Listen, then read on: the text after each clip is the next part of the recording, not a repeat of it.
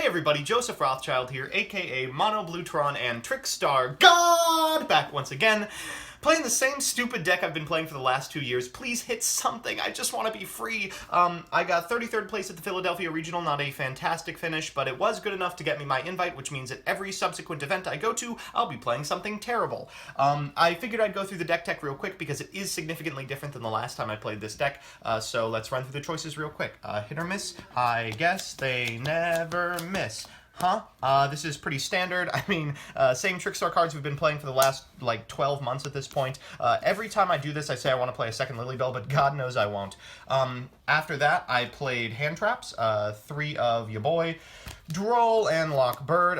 Pretty mediocre hand trap, but good against the FTK, and quite good in TRICKSTAR for obvious reincarnation reasons, and 3 Ash Blossom as well. Probably one of the better hand traps in this meta. I didn't have money for Ghost Bells. They would have been the next consideration. I also played main deck 3 Parankratops at this event. Pankratops was fantastic all weekend. I would not take him out.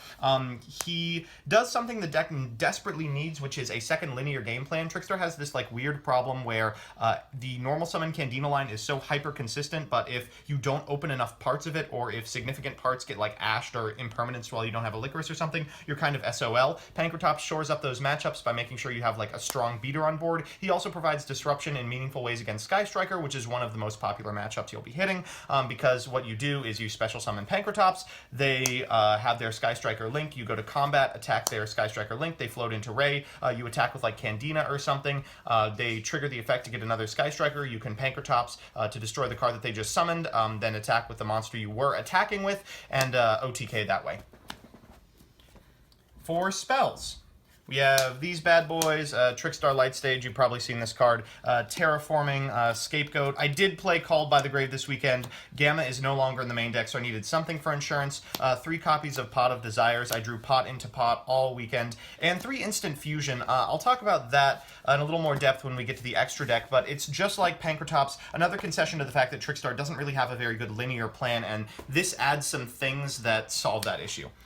Then for traps, we have 3 Goes and Match, 3 Infinite Impermanence, and 3 TRICKSTAR Reincarnation. I had this at 2 for a while, and I just bumped it back up to 3. It's just fantastic, even if you draw it.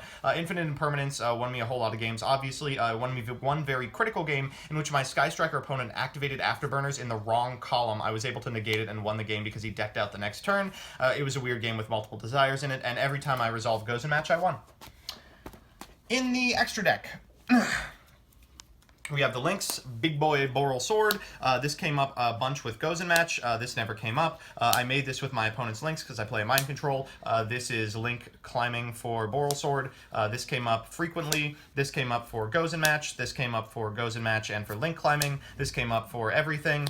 This is a Cherries target. Theoretically, you could do the OTK, but it's been about 15 years since I've done that. This is kind of a Cherries target, but mostly a target for Mind-controlled Sky Striker links. For non-link monsters, we have Psy Framelord Omega, because I play Gamma in the board. We have Thousand Eyes Restrict. This was the MVP all weekend. He is the best instant fusion target. With TRICKSTAR specifically, you can almost always turn off the copy of Widow Anchor that Sky Striker will have set with your Light Stage. Thousand Eyes Restrict afterwards can be special summoned to take the link, and then the link doesn't float. It's just fantastic, and then you can OTK through that. MER is theoretically good in hands that are particularly explosive, but you need a little bit of insurance, but that's a hard call to make, and it's really rough to be alright, I'm not making Thousand Eyes this game when it's just so explosively powerful. And finally, Sea Monster of Theseus. This was a last-minute inclusion. By last minute, I mean about a week. I did a lot of playtesting on this particular build of the deck. Hands that do nothing almost always include a Licorice, and Licorice on its own is terrible, but if you instant fusion and then go Licorice Theseus into Psy Framelord Omega, suddenly you have a meaningful play, or disruption with a link too. I mean, just things happen. I won a game that went to game 3 by having Theseus in the extra deck, by making exact lethal with, it was a weird long game, a Licorice, a Psy Framelord Omega that I'd made with a Licorice I summoned, and an Eater of Millions for 3,400. It was a couple desires.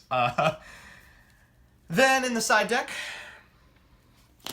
3 Mind Control. This is almost exclusively for Thunder Dragon, which thankfully I dodged for the entirety of the weekend, and Sky Striker, so I can take their links. The Psy-Frame Gear Gamma package. This is for the FTK and stuff where I don't want monster effects resolving. I have 2 evenly matched. I couldn't find a third one. I couldn't afford it, but thankfully you almost always want to be boarding these in for the same matchups. Like this, these are both pretty okay versus the FTK because Trickstar has to chew through the monsters that they end on, even if they don't get FTK'd. That means it's easy to board out 2 play sets of cards for a 4 of and a 2 of. 3 Ghost Reaper and Winter Cherries. I didn't play a ton of targets, but Firewall was enough. This came in very frequently because I saw a lot of decks that made Firewall. If I added more targets, it would be Dante because Danger Dante is everywhere. And finally, the last 3 of Eater of Millions. This is the cut going forward. It's just not a particularly good card, especially in a format where you can actually play Pankratops. Pankratops is just the better version of this a lot of the time because in order to proc the disruption, you have to go in a combat. You don't really want to do that, especially if you're like fearing negation, because then not only is your monster effect being negated, you're also being blown out. Whereas Pankratops, you can still like do your normal consistent play.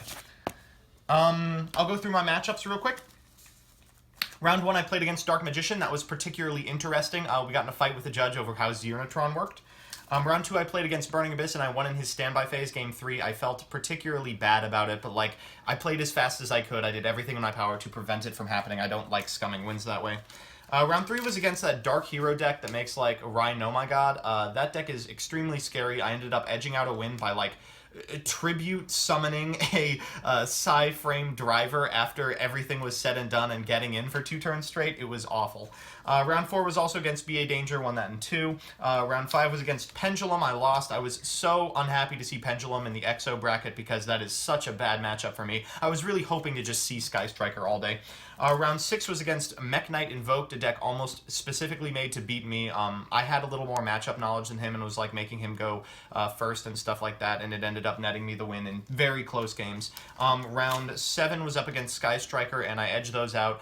One of the advantages of playing this deck over something like Sky Striker is you give your opponent a lot of time to outplay themselves. It's hard to remain like consistently good for 40 minutes straight. With Trickstar, you really only have to be playing at your best for like 10 minutes out of every match, and like Sky Striker players who are given a lot of opportunities to screw up inevitably do. Same thing happened to the next round. That's round 8 against Sky Striker, except we tied. If I had been a little more scummy, I probably could have won this match. We went into time game 2, and he beat me. No, we didn't go into time game 2, but we went into like 30 seconds left in game 2. If I was a little more scummy, I could have conceded with 5 minutes, boarded for 3, and then like killed him in his standby phase. But at that point, a tie was a guaranteed invite, and I didn't want to like work myself up into a scenario where I couldn't access Licorice and he gets to go into like Hayate. And like truthfully, I don't like scumming people out of their invite, especially because this guy didn't have his either. And then round 9 was up against Goki. I lost.